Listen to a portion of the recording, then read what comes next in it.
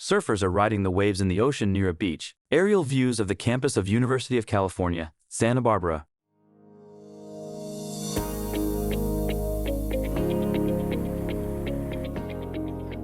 Michael Beyeler, assistant professor at UC Santa Barbara, sits in a lab with several computers behind him. There's up to 6 million people worldwide who live with profound blindness. And the idea of a visual prosthesis is really to replace lost functionality with an implant.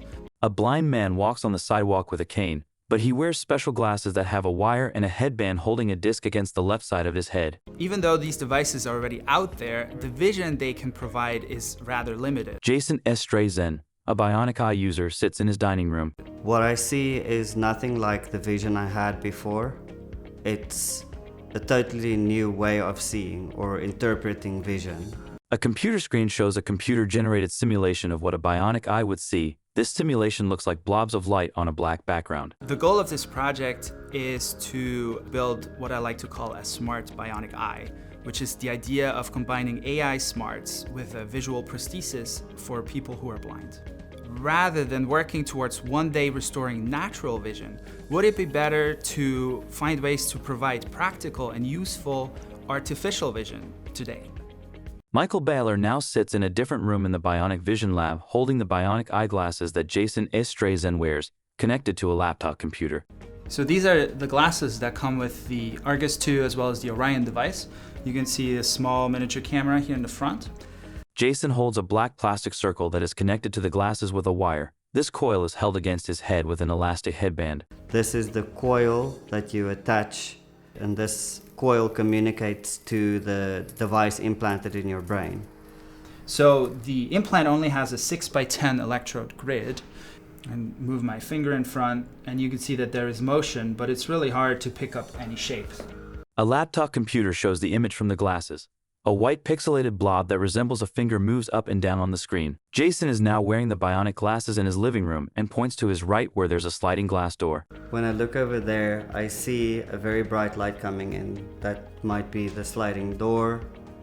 And then all of the dark gaps that I see, those might be objects in the room. So this is where Dr. Beyeler's work would play a very crucial role into filling these gaps for me. I can see something, but I don't know what it is.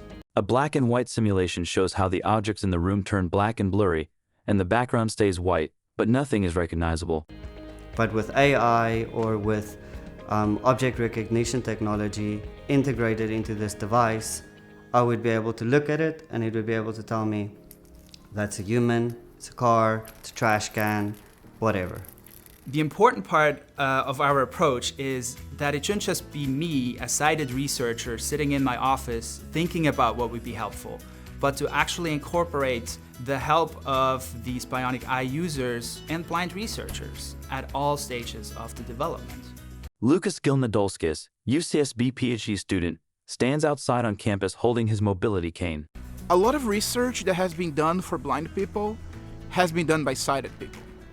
And the problems with that varies. The main one being that sighted people don't know the challenges that we have. Michael and Lucas walk on campus together talking about the challenges. They also work in the lab on a computer while Lucas reads from a braille display. You know, the target population is blind people. It doesn't matter if it looks cool on a paper, it needs to be useful. A big advantage of our approach is that we are using virtual reality.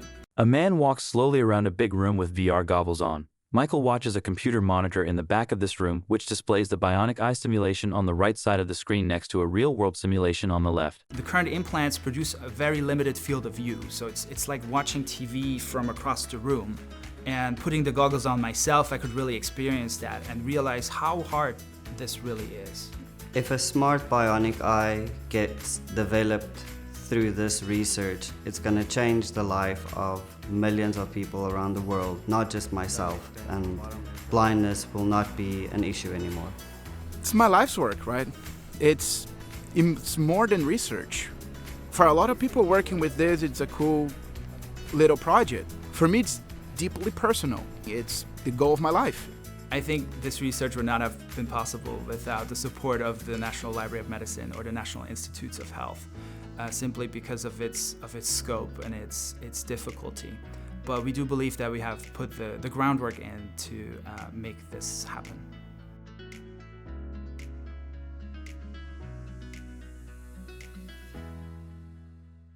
National Institutes of Health gray and blue logo with underlying text, turning discovery into health.